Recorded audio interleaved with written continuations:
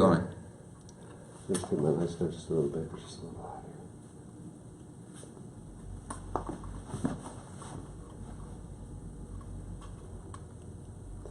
Okay, we are Countdown. up and running, gentlemen, and we're good. Do you see it over there? Go. You All see right. it? Okay, we're supposed to up live now. This is the live update coming to you from Standing Rock, North Dakota, on December 7th, 2016. This is the afternoon.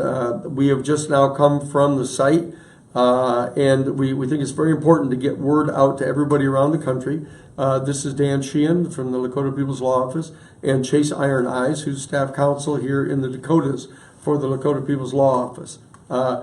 We're coming to you right now to bring an update on this thing. Many of the news media all around the country are carrying a headline that in fact the Lakota people and the Standing Rock people have asked all of the non-Lakota people to leave the site. That is not true. We're coming here today to make it clear that that is not true. What has happened is the chairman of one of the 9 tribal reservations in the state of South Dakota, the Standing Rock Reservation, has said that he wants all people who are vulnerable, the young people, the elderly, some of the people who don't have adequate supplies and stuff, to try to withdraw from the site in light of the fact that President Obama has issued this order telling the U.S. Army Corps of Engineers to refuse to grant access to the property, to the pipeline drillers. The bottom line is the pipeline drillers are insisting upon going forward. They have filed a major federal complaint in the federal district court in Washington, D.C.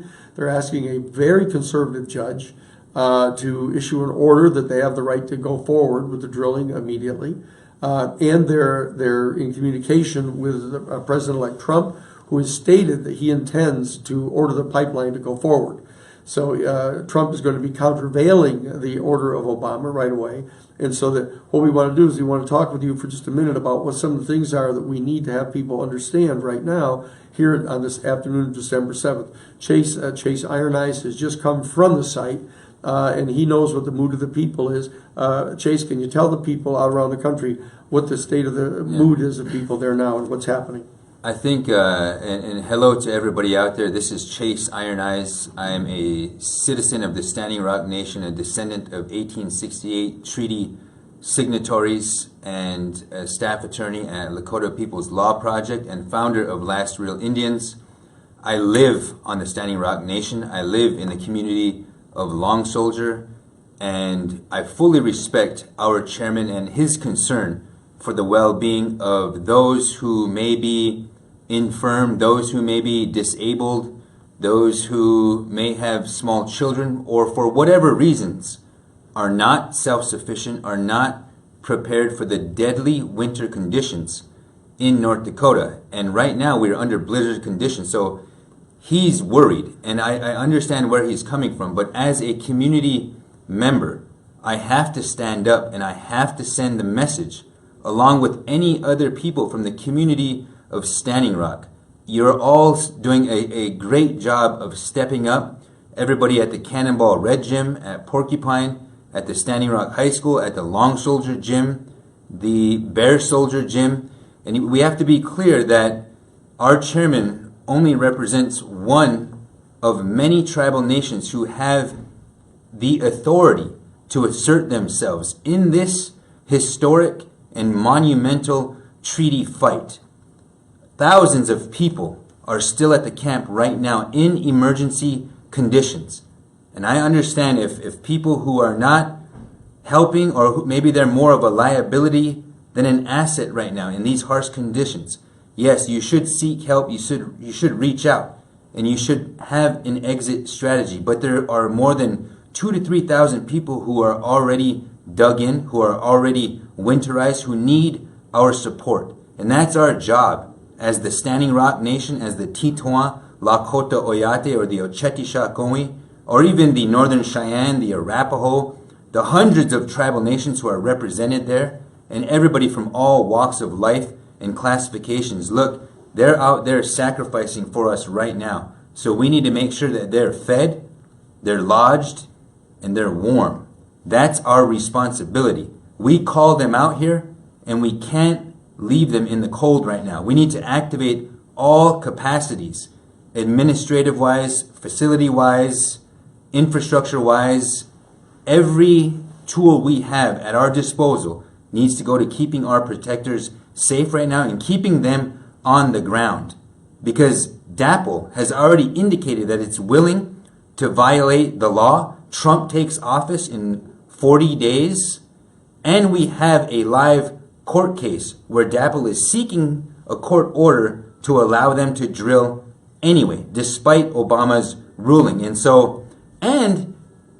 DAPL or the law enforcement has not pulled back. They've not demilitarized the zone or demobilized in any sense or fashion. There's still surveillance, there's still constitutional rights violations happening, and we have the momentum. We just have to last.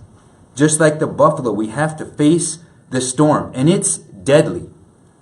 No leader is going to ask the infirm, the disabled, the elderly, or children to bear those risks. And as leaders, we can't ask those people to bear those risks, but those of us who are willing to, we need to make sure that we provide for them and allow them the opportunity to stand up for our treaty rights, our international personality. We may never get this opportunity again in our lifetimes. And if we give in, I have to look my children in the eye and say, I gave up your right to clean drinking water. I didn't do all I could to stop this pipeline. The pipeline isn't stopped. The Corps didn't deny this easement out of the goodness of their hearts. They did it because 550 people have been arrested. They did it because 4,000 vets showed up to put pressure. The law is subjective. The people who apply that law are subjective. So they respond because we're standing up. We're telling our country that we're in control. The people who hold the Constitution sacred are in control, not the corporate state. That's what's at stake here. Our treaty rights and our claims to be on that land are valid and substantive enough. We had land taken from us. We had jurisdiction taken from us by the Army Corps of Engineers that we should get back. As long as DAPL and law enforcement are there, we are there. That's our position. And we need other tribal nations who have treaty rights to that territory to weigh in right now. Now is not the time to stand down. It's time to stand up.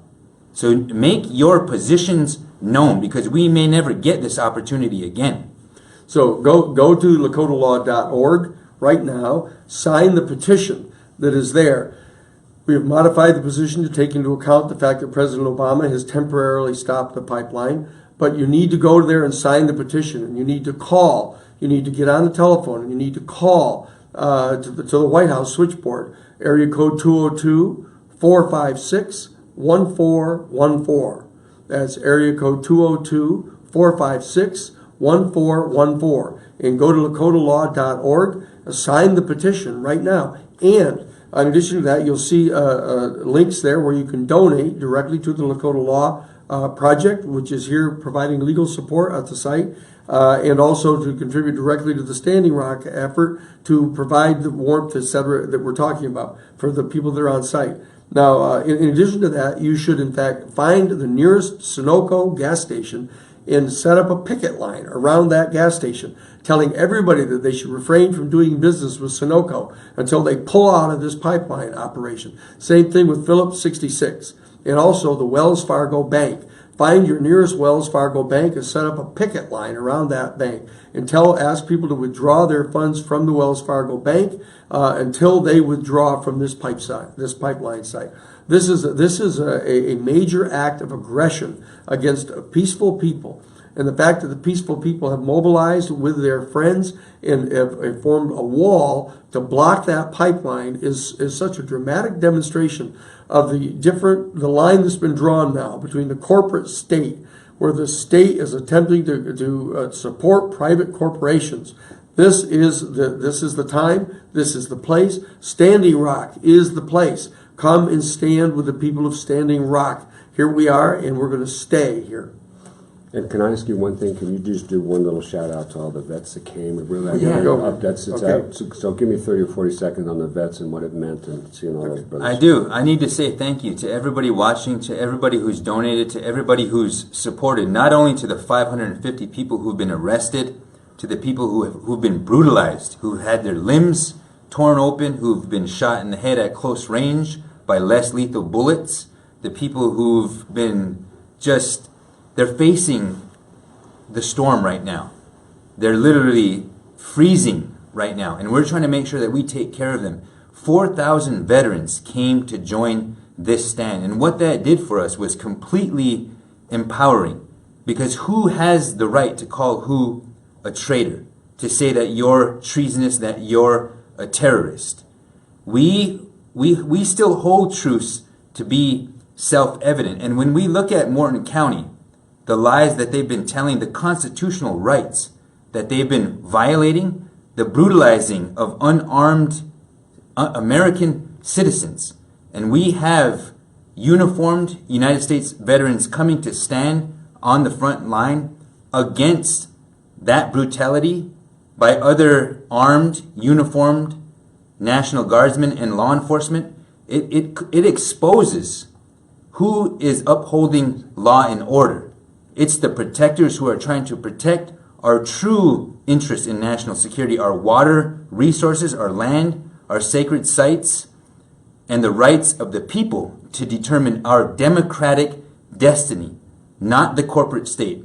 Veterans who signed up to protect freedom, democracy, and our Constitution from all enemies, foreign and domestic.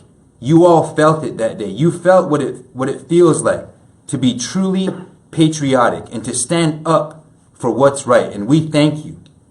So Chase, where can they go to find the petition again? So what the website is? We'd advise you to go to lakotalaw.org to find the petition, and there are other sources on the ground who are providing humanitarian aid. I Stand with Standing Rock, that's the tribal organization, sacredstone.org, ochetishakoi.org, and lastrealindians.com. We're supplying our own humanitarian aid. So just stay tuned. This is nowhere near over. We have to last. We have to stay strong, and we've got to face the storm. We're often back into the